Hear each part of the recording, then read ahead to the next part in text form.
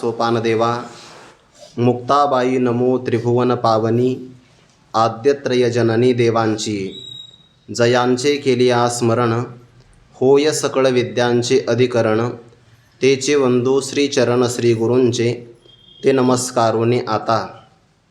जय जय देव प्रबळ विदळिता मंगळकुळ निगमागमद्रुम फळ फलप्रद कैवल्य साम्राज्य चक्रवर्ती विश्वमौली ज्ञानोबाराय सकल ब्रह्मनिष्ठ गुरुजनांच्या परमकृपेने कलशाध्याय किंवा एकाध्यायी गीता असं म्हणून ज्या अध्यायाचं वर्णन ज्ञानोबारांनी स्वतः केलेलं आहे, अशा 18व्या अध्यायाच्या प्रारंभी असणाऱ्या मंगलाचरणाचा विचार आपण करत आहोत। 2-3 दिवसापासून आपण असा विचार केला की ज्याप्रमाणे समुद्राला मिळत असताना गंगेचा उत्कर्ष पराकोटीला प्राप्त होतो, तसं भगवद्गीतेचं व्याख्यान करत असताना हा ज्ञानेश्वरीतला अंतिम अध्याय आहे। आणि म्हणून या अध्यायाच्या प्रारंभाला जेव्हा ज्ञानोबाराय मंगलाचरण करतात, श्रीगुरूंचं वर्णन करण्यासाठी या अध्यायातली ही अंतिम संधी आहे। आणि त्यामुळेच या मंगलाचरणाला एक विशेष प्रकारचा उत्कर्ष प्राप्त झालेला आहे। त्यातही पुन्हा या सगळ्या ओव्या संस्कृत प्रचुर भाषेतल्या आहे। 2-3 दिवसापासून आपण विचार करतोय, गावोगावी जरी पारायण होत असतील तरी पण सगळ्या पारायणामध्ये या ओव्या व्यासपीठ चालकाच्या मागच म्हटल्या जातात। त्याचं कारणच असं आहे, हे अतिशय संस्कृत प्रचुर भाषेमध्ये निर्माण झालेले शब्द किंवा ओव्या आहेत। साचची बोलाचे नव्हे हे शास्त्र, पै संसार जिनते शस्त्र, आत्मा अवतरविते मंत्र अक्षरे ये। सत्यवादाच्या तपातून प्रगट झालेली ज्ञानोबारांच्या मुखाचा स्पर्श झाला आहे ज्या अक्षरांना, ते अक्षर आत्मस्वरूपाला प्रगट करणारी मंत्र स्वरूप आहे। आणि या मंत्रातून आत्मप्राप्तीच होईल, यामध्ये कोणत्याही प्रकारचा अन्यथा भाव नाही। पण मग जो साधक असतो तो कोणत्याही कार्याच्या प्रारंभाला मंगलाचरण करण्याचा शिष्ट संप्रदाय त्याचं पालन करतोच।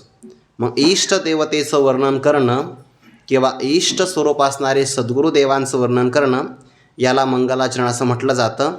त्याही मंगलाचरणामध्ये वस्तू निर्देशरूप मंगल, आशीर्वादरूप मंगल आणि नमस्क्रियारूप मंगल असे 2-3 प्रकार आहेत। त्यामध्ये प्रामुख्याने 3च प्रकार आहेत। श्रीगुरूंना नमस्कार केला जातो, नमस्क्रियारूप मंगल आहे। आपल्या कल्याणाची अपेक्षा केली जाते आणि अकल्याण असणाऱ्या गोष्टी दूर सारल्या जातात, अशी आशीर्वादाची याचना ते आशीर्वादरूप मंगल आहे। आणि श्रीगुरूंच्या सगुण किंवा निर्गुण पारमार्थिक स्वरूपाचं वर्णन करणं याला वस्तू निर्देशरूप मंगल असं म्हणतात। त्या मंगलाचरणातले सगळे भाव या प्रत्येक ओवीमध्ये प्रगट होतात। जय जय देव निर्मळ हे वस्तू निर्देशरूप मंगल आहे। आपण शुद्ध आहात, निष्पाप आहात, अविद्येचा मल आपल्या स्वरूपाला स्पर्श करत नाही, आपण निर्मळ आहात। पुढे निज जनाखिल मंगळ, जे आपले स्वभक्त आहे त्या भक्तांचा आपण अखिल कल्याण करणारे आहात। आणि शरीराला प्राप्त होणारा जन्म, त्यामध्ये प्राप्त होणारी जरा नावाची वार्धक्य अवस्था, यामध्ये अत्यंत दुःख भोगावं लागतं। या दुःख समुदायाला मेघ असं म्हणतात। आणि या मेघांची फळी नष्ट करणारे आपण प्रभंजन म्हणजे वायू आहात, असा पहिल्या ओवीचा भाव आहे। आणि काल आपण द्वितीय क्रमांकाच्या ओवीचा थोडासा विचार केला। आपण देव आहात म्हणजे स्वयंप्रकाश आहात, किंवा देव शब्दाचा राजा असा अर्थ होतो। आता विश्वात्मक माझा स्वामी श्रीनिवृत्ती राजा, तो अवधारू वाक्य पूजा ज्ञानदेव म्हणे। संपूर्ण विश्वात्मक असणारे माझे श्री गुरु निवृत्तीनाथ महाराज, गुरु हा संत कुळीचा राजा, आपण राजे आहात, सत्ताधीश आहात। आणि म्हणून वाक्यपूजा करण्याकरता मी प्रवृत्त झालो, त्यांनी आमच्या या वाङ्मयाकडे लक्ष द्यावं, अवधान द्यावं, अशी ज्ञानोबारांची भावना। आपण देव स्वरूप आहात। त्या दिवादिगणाचा विचार लघुसिद्धांत कौमुदीमध्ये केला आहे।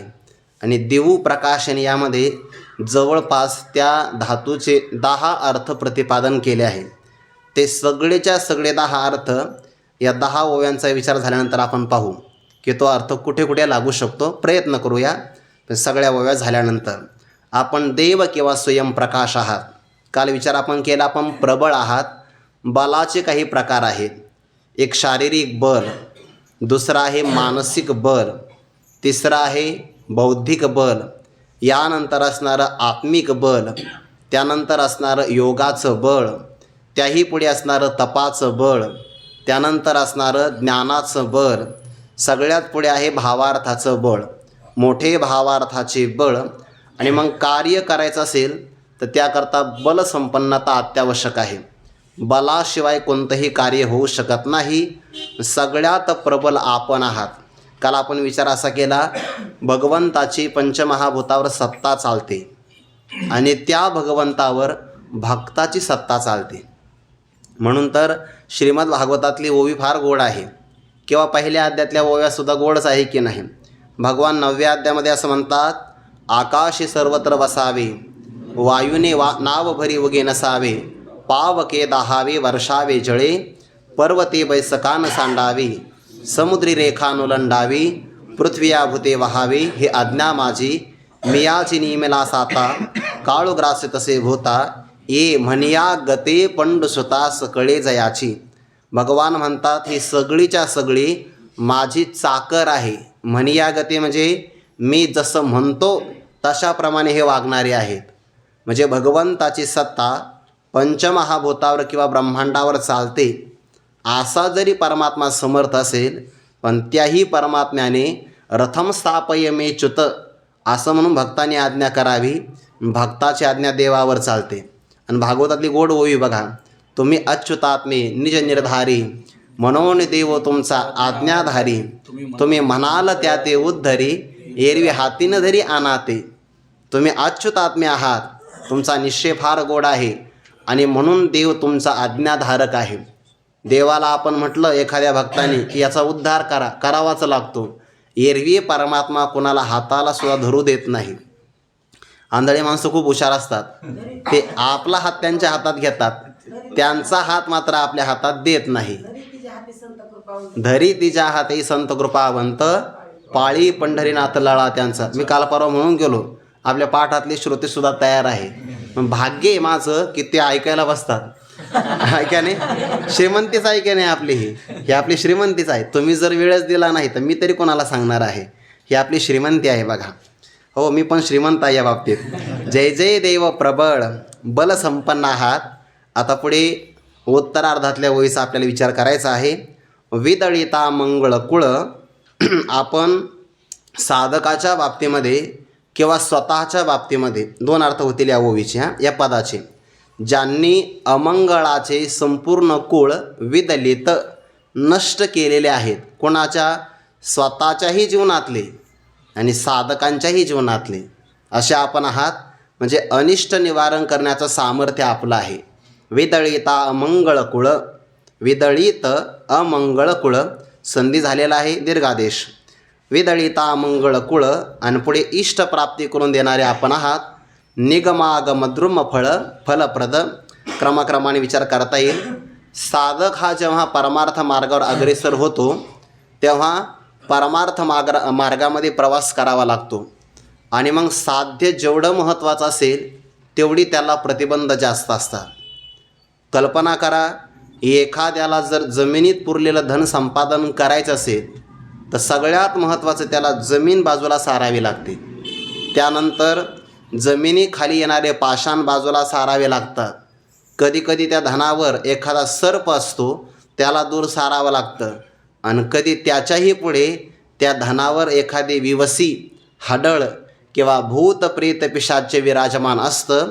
या सगळ्यांना बाजूला सारल्याशिवाय जशी धनाची प्राप्ती होत नाही, म्हणजे सामान्य धनाच्या प्राप्तीसाठी सुद्धा प्रतिबंध दूर करावे लागतात, तर आत्मप्राप्तीसाठी जो निघाला साधक त्याच्या जीवनामध्ये सुद्धा बरेच प्रतिबंध येतात.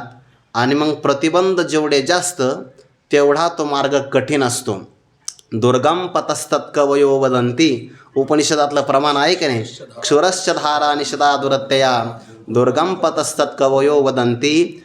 तीक्ष्ण असणाऱ्या धारेवर किंवा वस्तऱ्यावर चालणं जितकं कठीण आहे, अणवानी पायाने बरं, जसं कठीण आहे तसं परमार्थ मार्गामध्ये चालणं कठीण आहे. स्वामी विवेकानंद त्यांच्या पुस्तकामध्ये असं म्हणतात, जर तुम्ही परमार्थ मार्गावर अग्रेसर व्हाल आणि तुम्हाला प्रतिबंध आलाच नाही तर समजून घ्यावं तुमचा मार्ग चुकलेला आहे. कारण मार्ग जर चांगला असेल तर त्याला प्रतिबंध येणारच, आणि आलेला प्रतिबंध, त्या प्रतिबंधाला जो घाबरत नाही त्याला साधक म्हणावं. प्रतिबंध हे आपली परीक्षा घेण्यासाठीच आलेले असतात. किंवा प्रतिबंध आपल्याला सशक्त करतात. म्हणून शहाण्या मनुष्याने प्रतिबंधाला प्रतिबंध मानूच नये. परमार्थामध्ये आला आणि जर त्याला प्रतिकूलता आलीच तर ती प्रतिकूलता त्याच्यासाठी पारमार्थिक अंगाने अनुकूल असते. म्हणून पलायन करू नये. आणि तेव्हाच त्याला धैर्य लागतं की नाही. परमार्थामध्ये बरेच माणसं उड्या टाकतात पण पलीकडे का जात नाही, सात्विक धैर्य कमी पडतं. कधीकधी स्वतःच्या मनातले विचार इथून आपल्याला मागं घेऊन जातात, किंवा कधी गावाकडे गेल्यानंतर शेजारचे लोक आपल्याला विचार देतात, त्यामुळे सुद्धा आपण माघारी येऊ शकतो ना. असं होऊ शकतं. स्वतः परतः या मार्गातून आपली च्युती होऊ नये याकरता धैर्य फार महत्त्वाचं असतं. हा मार्ग कठीण आहे, पण मग कठीण असेल ना तर विजयाचा आनंद फार चांगला आहे. जेव्हा आपण अत्यंत कष्ट करतो जिंकण्यामध्ये तेव्हाच मजा आहे. जेव्हा बरेच जण आपल्या पराजयाची वाट पाहत असतात तेव्हा खरा आनंद आहे. तसं परमार्थ मार्गामध्ये प्रतिबंध फार येतात आणि आलेच पाहिजे, कारण हे फळ फार महत्त्वाचं आहे. आणि जेव्हा परमार्थ मार्गामध्ये साधक निघतो तेव्हा त्याला अनेक प्रतिबंध येतात बरं का, अनेक. पण शहाणा मनुष्य त्या प्रतिबंधाला बाजूला सारून, ज्याप्रमाणे पाण्याला अडविण्यासाठी डोंगरं येतात, दऱ्या येतात, अनेक प्रकारची कुंपणं येतात, पण पाणी आपली वाटचाल करत करत ज्ञानोबा म्हणतात ना की का फिडीत पापताप पोखीत तेरीचे पाद, साध्य काय आहे समुद्रा जाया आप गंगेचे जैसे. ते समुद्राकडे जाण्याचा मार्ग सोडत नाही. कदाचित या जन्मात नाही प्राप्ती झाली तर हरकत नाही, आगामी जन्मात होईल ना. गुरुवारी डॉक्टर बाबा सांगत असतात, आपल्याला या जीवनामध्ये परमार्थाचे हिशोब जरी कळाले तर भरपूर आपण मिळवलं. फक्त परमार्थाचे हिशोब जरी कळाले फार कमवलं आहे आपण. या जन्मातच प्राप्ती व्हावी, नाही झालं तर हरकत नाही, कारण योग भ्रष्टाचा जन्म चांगला असतो पुढचा. बहुनाम जन्मनामंते ज्ञानवान माम प्रपद्यते वासुदेव सर्वमिती स महात्मा सुदुर्लभः. मग परमात्मा साध्य प्राप्त होण्यासाठी विलंब का लागतो, त्याची दोन कारणं. एक, प्रतिबंध जास्त येतात हे, आणि दुसरं कधीकधी मंद प्रयत्न केले जातात. एरवी अभ्यासाचा उचलता पाऊली जरी चालता तरी दिवसा आधी ठाकिता सोहम सिद्धीते. ज्ञानोबा म्हणतात की नाही, साधक निघाला आहे कुठून, इंद्रिय ग्रामोने निघाला, आस्तीच्या वाटा लागला, आत्मसिद्धीच्या पुढीला नगरा यावया.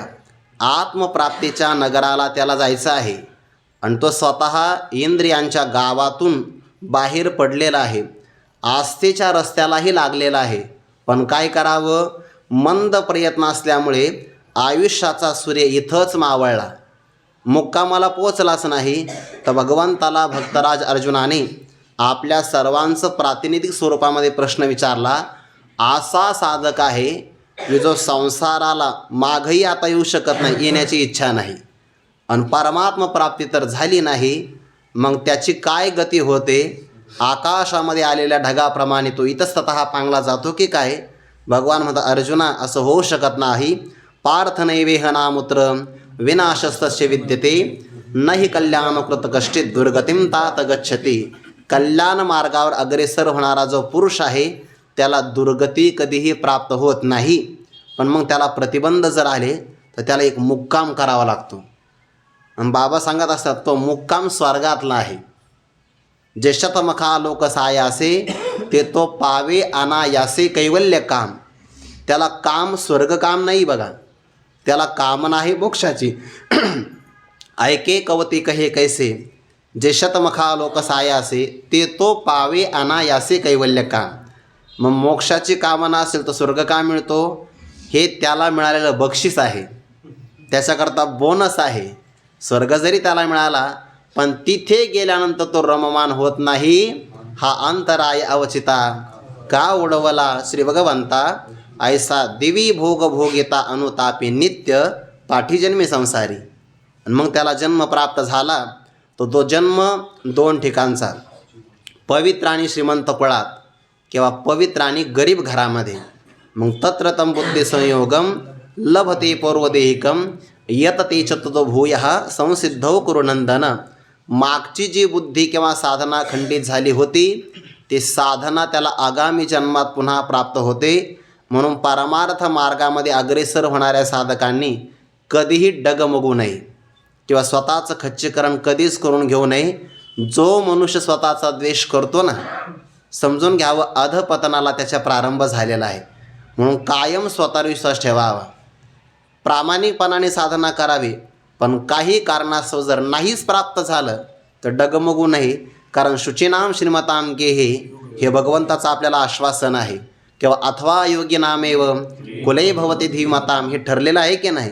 बहुजन्मी केला लाग हे सगळ्याचा विस्तार सांगण्याचं कारण एवढं आहे की प्रतिबंध आले तर त्या प्रतिबंधामुळे उशीर होऊ शकतो.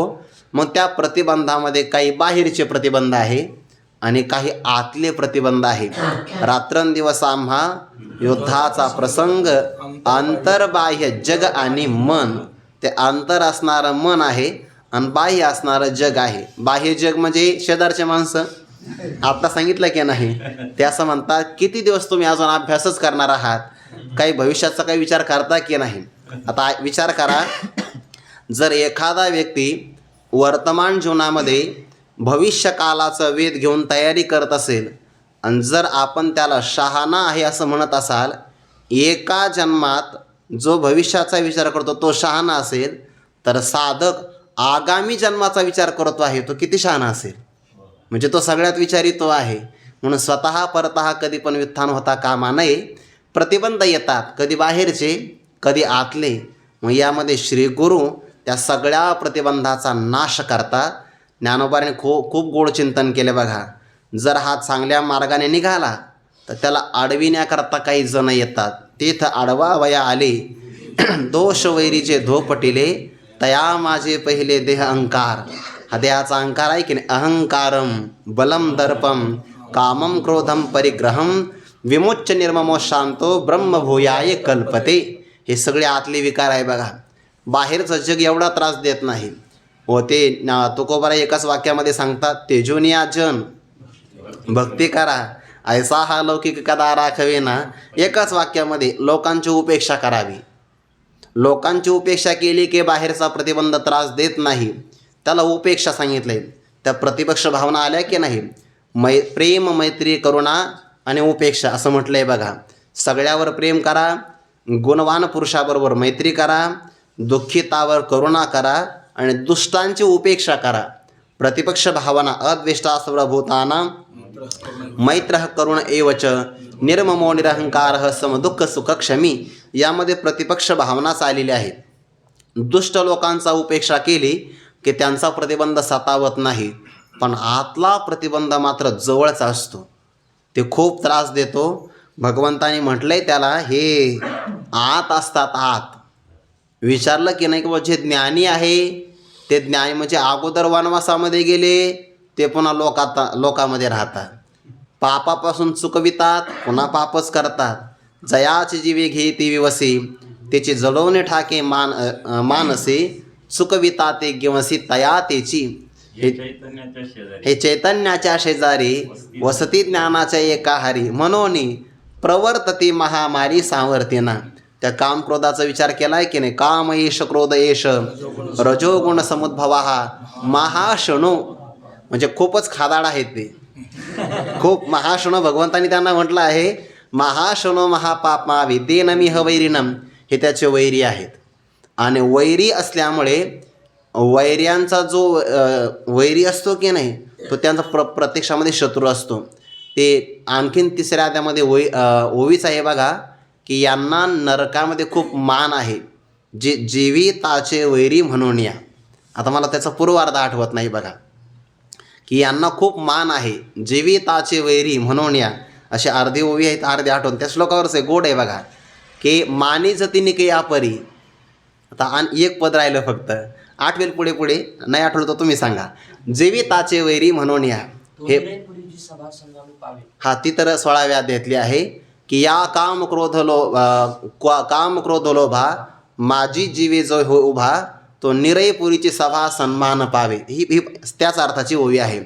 काम क्रोध लोभांना जो स्वाधीन झाला आहे आणि मग काम क्रोध विचार करतात, जगामध्ये संतांनी मला आश्रय दिला नाही, साधकांनी माझा अंगीकार केला नाही, पण जगातला हा व्यक्ती किती गोड आहे की याने याच्या अंतःकरणामध्ये काम क्रोध लोभाला तिघाला बसण्याकरता जागा दिली. मग जिवंत असताना जर याने आपला सन्मान केला असेल तर हा मेल्यानंतर आपण सत्कार त्याचा केला पाहिजे. परस्परम भावयंतः दिदल्या विन प्राप्त होतच नाही ना. मग काम क्रोधाधिक विचार करतात, त्याने जिवंत असताना सन्मान दिला तर मेल्यावर आपण त्याला सन्मान देऊ. कोणता? नरकाला जाण्याचं ठिकाण देऊ. निरयपुरीची सभा सन्मान पावे असं म्हटलंय की नाही. जीविताचे वैरी म्हणून या हे प्रवर्तात आणि त्याला या मार्गावरून बाजूला घेऊन जाता सापडत नाही बघा, कारण आत बसलेले आहे. बाहेरचे शत्रू शोधून शोधून मारता येतात, त्याला काय एअर स्ट्राईक आणि सर्जिकल स्ट्राईक केलं तरी चालतंय, पण आतले शोधणं फार कठीण असतं, ते ओळखू येत नाही. तसे काम क्रोधाधिक आत बसलेले आहे.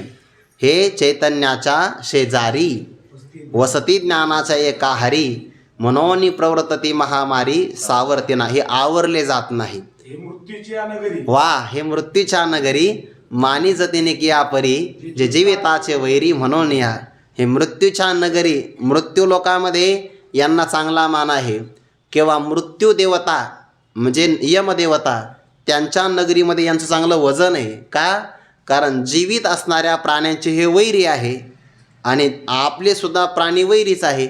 मग वैर्याचा वैरी तो आपला शत्रू, म्हणून त्यांना मान आहे खूप. कुंभपाकी सेल मानतो तयाचा, कुंभपाकी सेल मानतो तयाचा, तुका म्हणे वाचा संत निंदा. तुका म्हणे वाचा संत निंदा. जे संतांची निंदा करतात त्यांना कुंभपाकामध्ये गेल्यानंतर प्रथम प्रतीचा असणारा शेलका वाटा त्यांच्या नशिबाला येतो. म्हणजे यातनेचा, बरं यातनेचा जे फळाची निवड केली जाते की नाही.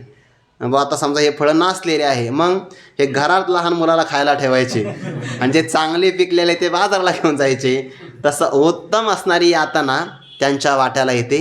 हे सगळे विकार आहे प्रतिबंध. आणि या विकाराचा भाव असा आहे, ज्ञानोबा म्हणतात एखादा धर्म अर्थ काम मोक्ष, त्यापैकी मोक्ष एव परमपुरुषार्थः, या मोक्ष मार्गावर अग्रेसर होत असेल आणि जर त्याने काम क्रोधादिकांना आपल्या सोबत ठेवलं तर त्याचं ते काम क्रोध लोभाला सोबत ठेवणं कसं आहे म्हणे. एका पुरुषाला समुद्रातून तरून जायचं आहे. आता समुद्रातून तरून जायचं आहे पण पोहता येत नाही. मग पोहण्यासाठी काही माणसं भोपळे बांधतात बघा अंगाला. त्या भोपळ्यांची माळा असते की नाही. किंवा कधी कधी आपण ते गाडीचं चाक असतं त्यामध्ये काय असतं ते ट्यूब, त्या ट्यूबला कधी कधी बांधतात. किंवा ते आपले जवान असतात की नाही, आपत्तीग्रस्त लोकांना ते वाचवण्यासाठी अंगामध्ये विशिष्ट प्रकारचं ते जॅकेट परिधान करतात. मग पाण्यात गेले तर तरून जातात. तुम्हाला नाही, बाकीच्या लोकांनी जे केलं ते नाही करायचं. आपण जगापेक्षा काहीतरी वेगळं करायचं म्हणजे गिनीज बुकात आपलं नाव झालं पाहिजे. आणि मग समुद्रातून तर तरून जायचंच आहे, पण काय करायचं? पोटाला भोपळा बांधायचा नाही, पाषाण बांधायचा. मग आता पाषाण पोटाला बांधला तर समुद्रातून पहिलं तीराला जाईल, शक्य जाणार नाही. किंवा दुसरा व्यक्ती जाईल पण खाली पहिलं तीराला नाही, खाली जाईल. पोटी बांधोनी पाषाण समुद्री बाही अंगवन. दुसरा व्यक्ती म्हटला मला जगायचं आहे. जगण्याकरता जेवण असावं लागतं ना. आता जगण्याकरता जेवण असावं पण जेवणाकरता जगणं नसावं, असा त्याचा अर्थ आहे. तुम्हाला जगायचं आहे म्हणजे जेवण पाहिजे, पण जेवणात बाकीचे पदार्थ आणायचे नाही. भगवान शंकराने जे काळकोट नावाचं विष प्राशन केलं ते मला पंचपक्वान्नामध्ये पाहिजे असं म्हणून जर त्याने जेवण केलं तर तो जगेल. जियावया जेवण काळकुटाचे इहे काम क्रोध लोभेसी कार्यसिद्धी जाणतैसी मनोनी ठावची पुशी यांचा गा. म्हणूनच या कामक्रोधादिकांना दूर करावं लागतं, कारण हे सगळं त्या साधकाचं अमंगल करणारे समूह आहेत. एकदा जर काम आला, जे तर काम उपजला ते तर क्रोध आधीची असे आला. क्रोधी असे ठेवेला समूह जाणे, याला कारण माला नावाचा अलंकार म्हणतात. कारण माला म्हणजे एक आलं की दुसरं आपोआप येतं. ध्यायतो विषयान पुंसः संगस्तेषुपजायते संगा संजायते कामः कामात् क्रोधोभिजायते क्रोधात् भवति सम्मोह सम्मोहात् स्मृतिविभ्रमः स्मृतिभ्रंशात् बुद्ध्यनाशो बुद्ध्यनाशात् प्रणश्यति. ते दोन प्रकारच्या संपत्ती आल्या बघा 16व्या अध्यायामध्ये. एक दैवी संपत्ती आणि एक आसुरी संपत्ती. तर दैवी संपत्तीचे 26 गुण प्रयत्नपूर्वक संपादन करावे लागतात, प्रयत्नपूर्वक. पण आसुरी संपत्तीचं तसं नाही. एक आला ते आहे 6च, पण एक जर आला तर बाकीचे आपोआप येतात. जणू काही एखाद्या आसुरी संपत्तीतला एखादा अवगुण आला तर तो आल्यानंतर एकटा येतो, पण जे बाकीचे 5 राहिले की नाही त्यांच्यासाठी तो जागा धरून ठेवतो.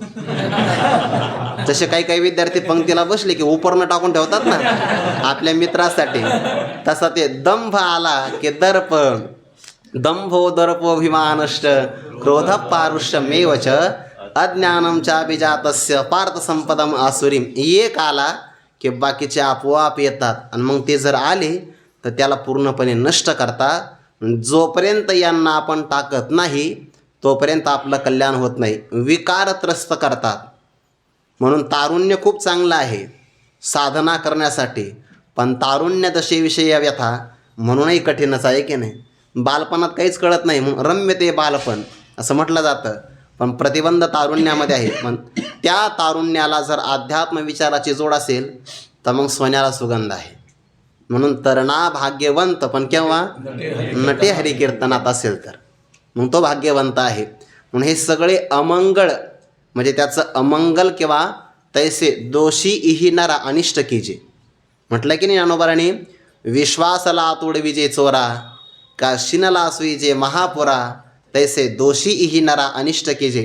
एखाद्या व्यक्तीवर आपण विश्वास ठेवावा आणि त्या व्यक्तीने आपल्याला संधी साधून मारण्याकरता चोरांच्या तावडीत द्यावं. विश्वास ठेवला एका व्यक्तीवर की आपला प्रिय मित्र आहे आणि मित्रानेच आपल्यासोबत कापट्य करावं आणि चोराला आपला पत्ता सांगावा की हा आता या मार्गाने चालला आहे बरं. म्हणून तर आहे ना, मी एका मोठ्या माणसाचं असं ऐकलं आहे की आपण कुठे प्रवास करतो हे कुणाला सांगू नये. फार झालं तर आपल्या प्रिय लोकांना माहिती पाहिजे. नाहीतर जर आपण मोठे असाल आणि जर एखादा व्यक्ती आपला घातपात करण्याची शक्यता असेल तर अनायासे आपण त्याला कोणत्या मार्गाने चाललो हे कळतं आणि तो मग संधी साधून एखाद्या घाटामध्ये आपल्याला आळू शकतो. हां, सवचोराचा सांगात नगराचा प्रांत सांडी जेना असं होतं की नाही. आणि नेमके घाटं असे असतात तिथे रेंज नसते, त्यामुळे कोणाला तुम्ही मदतही मागू शकत नाही. आणि म्हणून वे टू होम हे नाही, हां हे तर आपलं जगजाहीरच असतं आहे. वे टू कार्यक्रम असंही नाही, हे नाही. फक्त काहीतरी प्रिय लोकांना माहिती असेल तर हरकत नाही. तसे हे या मार्गावर प्रतिबंध करतात. विश्वासू व्यक्तीवर आपण विश्वास ठेवावा आणि त्यांनी चोरांच्या तावडीत द्यावं जसं आपलं अनिष्ट होतं. किंवा एखादा व्यक्ती खूप थकलेला आहे, चालून चालून खूप थकला आणि अशा व्यक्तीला आपण महापुरामध्ये टाकावं. जशी त्याची हानी होते तसे हे आसुरी संपत्तीचे 6 अवगुण किंवा काम क्रोध आणि लोभ हे मनुष्याचं अनिष्ट करतात, म्हणजे अमंगळ करतात.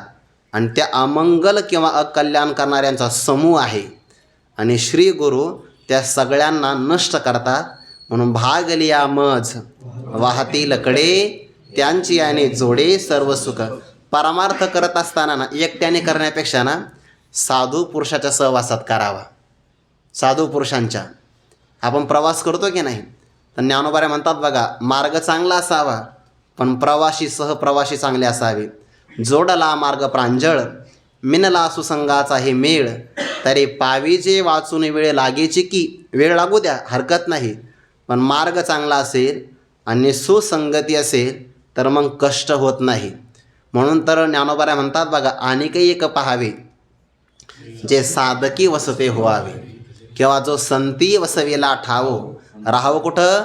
संतांनी जिथं वास्तव्य केलं आहे हे सगळं वर्णन आळंदी करताच आहे. संती वसवेला ठावो साधकी वसते व्हावे. म्हणून तर परमार्थ जर असा केला तर मग खूप सोपा आहे.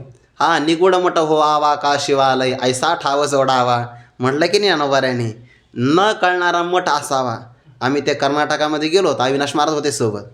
ते निगूढ मठ होता आणि शिवालय होतं. तिथं गेलो, रेंजच नाही 2 दिवस. पण साधनेकरता खूप गोड ठिकाण. असं मठ असावा म्हणजे ते साधकाला पाऊल टाकल्याबरोबर अंतःकरणामध्ये सात्विक असणारी ऊर्जा निर्माण होते. हे कामक्रोधाधिक दूर करावे लागतात आणि श्रीगुरु त्याला नष्ट करतात. कशाला? एक कामक्रोधांचा भाव आहे विषयाचं आकर्षण, आणि विषयाचं आकर्षण असेल की मग यांना बळ प्राप्त होतं. पण मग श्रीगुरु काय करतात? यांच्या मूळ कारणाचा शोध घेतात. दुसऱ्या अध्यायामध्ये ओवी फार गोड आहे. दुसऱ्या अध्यायाच्या दुसऱ्या आणि तिसऱ्या श्लोकामध्ये भगवंतानी अर्जुनाला समजावून सांगण्याचा प्रयत्न केला, पण परिणाम उलट झाला. देवा हे तुलेवरी बोलावी नलगे अवधारी आधी तोचे विचारी संग्राम हा. भगवंताला सांगितलं एवढं प्रवचन सांगण्याचं कारण नाही, अगोदर तुम्ही विचार करा, हा संग्राम आहे. आणि मग देवाने विचार केला, हा उमजे आता कवने परी कैसे निधीन स्वीकारे जैसा ग्रहाते पंचाक्षरी अनुमानिका. दुसऱ्या अध्यायाच्या तृतीय श्लोकामध्ये देवाने सांगितलेलंच आहे, पण जेव्हा 10व्या श्लोकापासून सांगण्याला प्रारंभ केला ना, त्याच्या अगोदरची ओवी फार गोड आहे ज्ञानोबारायांची. ज्ञानोबाराय म्हणतात, जया परी पार्थ भ्रांती सांडी ते कारण म्हणे धरिले. भ्रांती हे कार्य आहे आणि त्या भ्रांतीचं कारण अज्ञान आहे. देवाने विचार केला, अर्जुनाच्या ठिकाणी आत्मस्वरूपाचं अज्ञान आहे आणि ते अज्ञान जोपर्यंत जाणार नाही तोपर्यंत भ्रांती जाणार नाही. भ्रांती निवृत्त करणं म्हणजे वरवर पालवी खोडण्यासारखं आहे. आणि भ्रांती किंवा भ्रमासहित त्याचं कारण असणारं अज्ञान निवृत्त करणं, याला कार्यासहित कारणाची आत्यंतिक निवृत्ती असं म्हणतात. आणि म्हणून ते कारण मने धरिले मग सरोष बोलो आदरिले जैसे मातेच्या कोपी थोकले स्नेह आधी. हे सगळे जे अमंगल करणारे आहेत की नाही, येथे असताना त्रास देतात आणि तो या परमार्थ मार्गावर निघालाय की ज्ञानोबराय म्हणतात, तया महेंद्रादी पदे करिता ते वाटवदे रिद्धी सिद्धीची द्वंद्वे पडवून ठाते. आलंय बघा ते पुढं, काम क्रोधांचे विलग उठावते अनेक आणि शून्यशी अंग झुंज व्हावे की. मग साधकाचा प्रवास आहे तितिक्षेचा. मग त्याला पहिलं काय आहे? त्याला पहिले येतात महेंद्रादी पदे. पदे फार भयानक आहे बरं. आपण पद शब्द लिहिला आणि मद शब्द लिहिला तर फरक काही नाही, फक्त पदामध्ये आणि मदामध्ये एका बिंदूचा फरक आहे. त्या पलाच खाली जर मोठा बिंदू लावला की त्याचा मद शब्द तयार होतो. पद प्राप्त झालं आणि पदामध्ये बिंदू मात्र जरी अहंकार आला की मद प्राप्त होतो. तया महेंद्रादी पदे करिता ते वाटवदे. निघाला आहे मोक्षाला जाण्यासाठी, पहिले त्याला पद येतात. आता जर महेंद्रादी पदे प्रतिबंधक आहे तर मृत्यू लोकातले पद किती घातक असतील. म्हणून ते आणि पद जर मिळाले, एखादा व्यक्ती फार प्रगती करतो बघा गावाकडे, अगदी काही नाही, कामाशी काम असतं, कोणाकडे लक्ष देत नाही, काही नाही, गावातले लोक त्याचं काम बंद पाडण्यासाठी फक्त म्हणतात भावी सरपंच. संपला विषय. त्याला वेद लागतो, वेद. म्हणजे ज्याला शेती वाचून दुसरं सकाळी सकाळी काही कळत नव्हतं, त्याला फक्त भावी सरपंच म्हटलं की बस बदलला. आता हे त्याच्यासाठीच आहे असं नाही, युवा कीर्तनकार.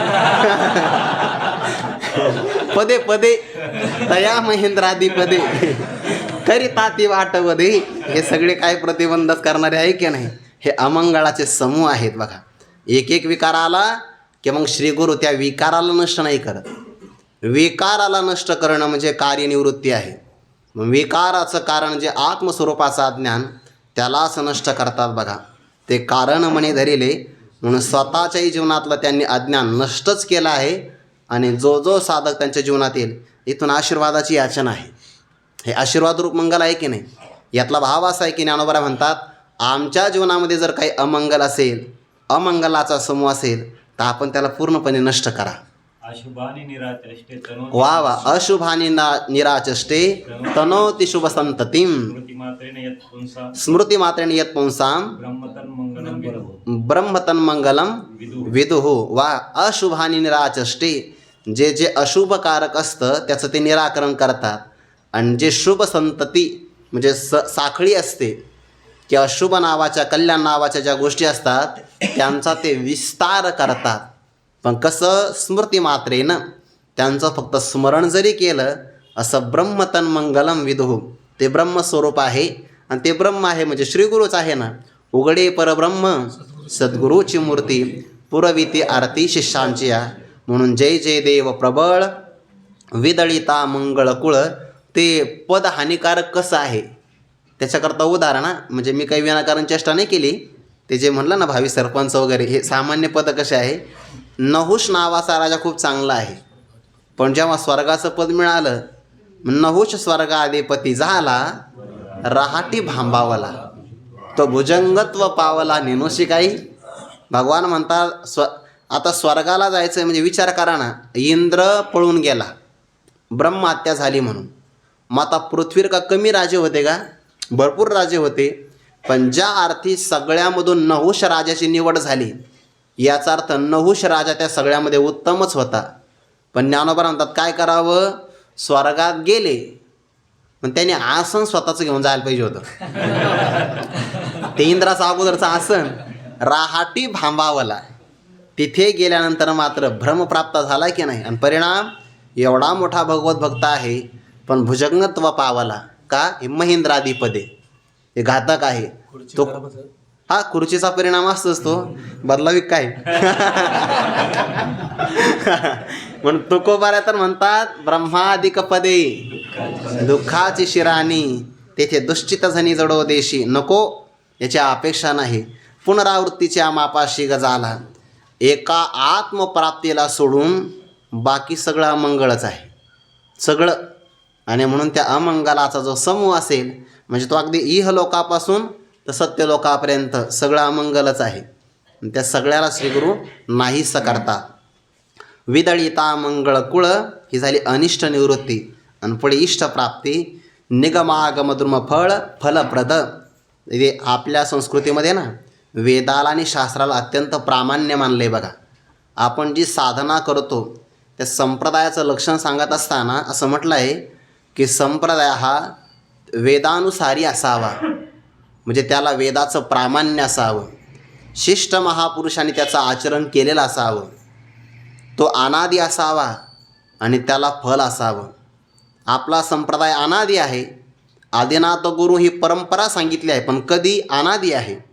नेनो कै श्री त्रिपुरारी सांगितलेची. ज्ञानोबा नेनो म्हणजे अनादी आहे. वेदमार्गे मुनी गेले त्याचे मार्गे चालिलो. वेदाचं प्रामाण्य आहे, संतही त्याचं अनुसरण करतात. पंढरीची वारी आहे माझे घरी म्हणजे शिष्ट संप्रदाय अनुसरण करतात. वेदाचं प्रामाण्य आहे, अनादी आहे आणि तेने मुक्तिचारी साधी येईल. हे आपल्या संप्रदायाला फळ आहे. म्हणून आपला वारकरी संप्रदाय हा संप्रदायाच्या लक्षणात बसणारा संप्रदाय आहे. आणि म्हणून आपण जी साधना करतो ना त्या साधनेला प्रामाण्य असावं. कोणाचं? ज्ञानोबा दोन शब्द घेतात. निगम म्हणजे वेद आणि आगम म्हणजे शास्त्र. शास्त्राने प्रतिपादन केलेलं असावं ते आगम. आता इथं निगम आणि आगम यांना ज्ञानोबा द्रुम म्हणतात, म्हणजे वृक्ष आहेत एक प्रकारे. आणि या दोन वृक्षांना जे फल प्राप्त होतं ते फळ म्हणजेच श्रीगुरू आहे.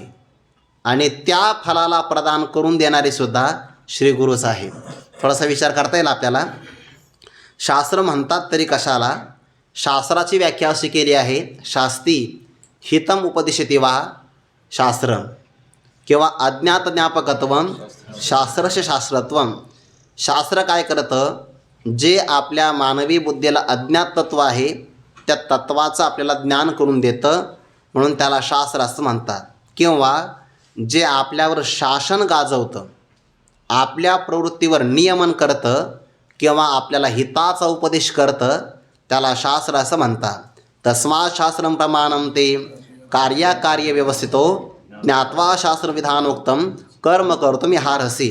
या कारणे पै बापा जया आधी आपली कृपा तेने वेदाची आणि रूपा आन न किजे. शास्त्र म्हणेल ते सांडावे राज्य ही तृण मानावे.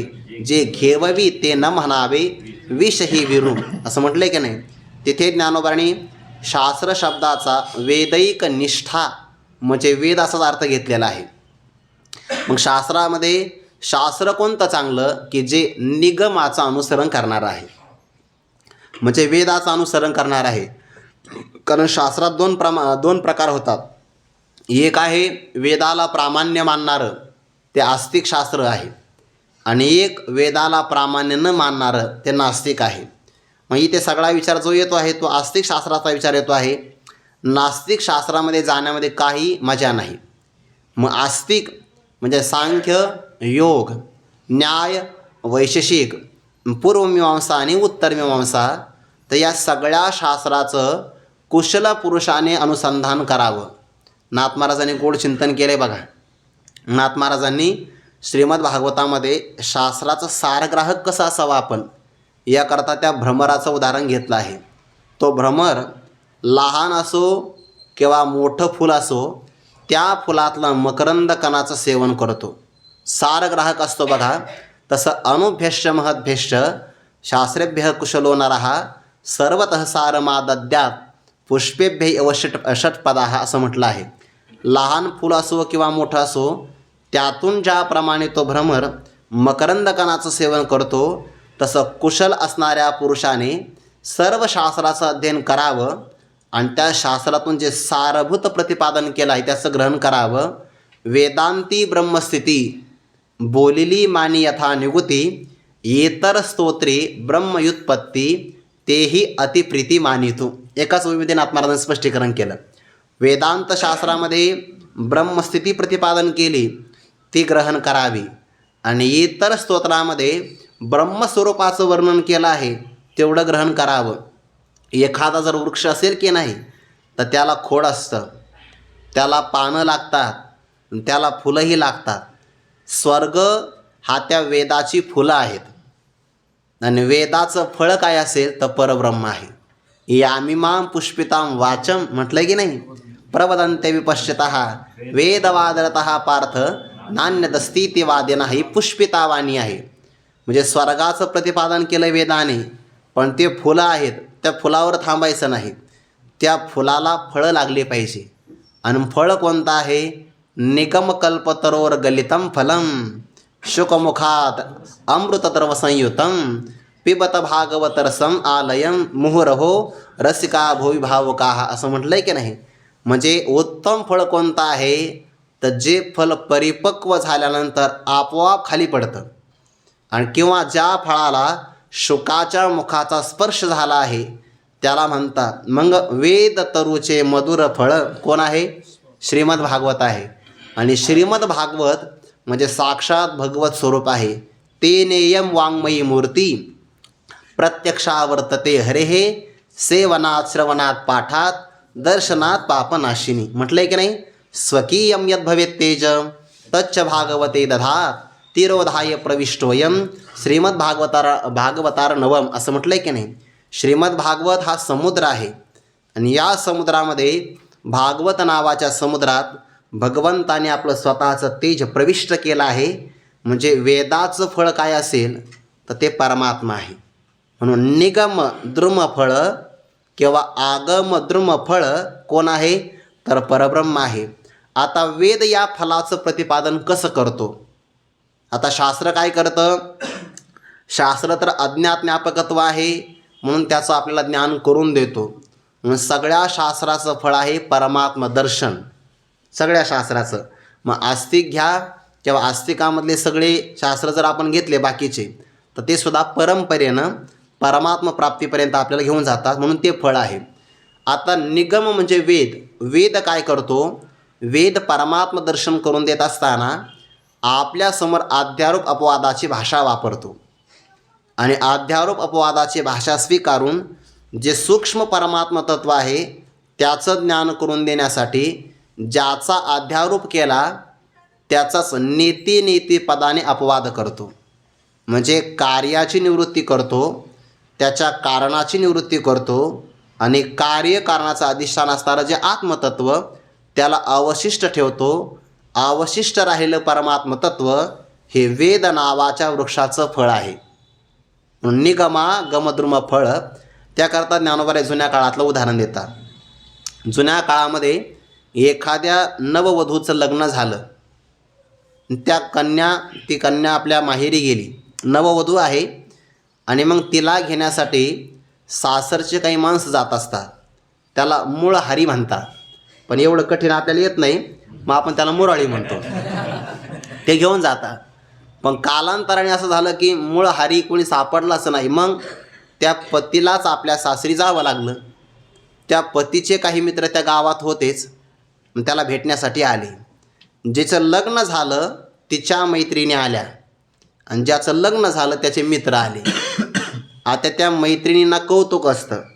जिचं लग्न झालं तिला बाकीच्या लग्न न झालेल्या मैत्रिणी विचारतात, का गं म्हणे, समोर तो बराच समूह बसलेला आहे, यापैकी तुझा पती कोण आहे? ती नववधू सांगण्याकरता प्रारंभ करते, आणि मग सांगायला सुरुवात करते, तो पहिल्या क्रमांकाचा आहे ना, तो माझा पती नाही. दुसऱ्या क्रमांकाला बसलेला तोही पती नाही. असं 4-5 जणाला ती नाही नाही म्हणून सांगते. आणि जेव्हा तिचा खरा पती समोर येतो, त्या पतीचा परिचय करून देण्याचा प्रसंग आला की ती गप्प बसते, ते बोलत नाही. पण ती जरी बोलली नाही तर बाकीच्या सगळ्यांना कळतं की हाच हिचा खरा पती आहे.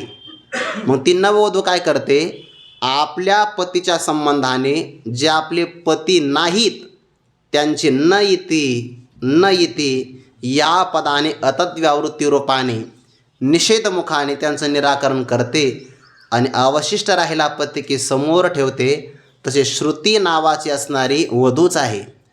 आत्मतत्व ही तिचा पती आहे ना, म्हणून जगे मी आत्मेनी पतिव्रता असं म्हटलं. म्हणून जगी गीता मी आत्मेनी पतिव्रता, आत्मा हा तिचा पती आहे आणि गीता ही नववधू आहे. मग ती काय करते, जगत कार्य परमात्मा नाही निराकरण केलं आहे.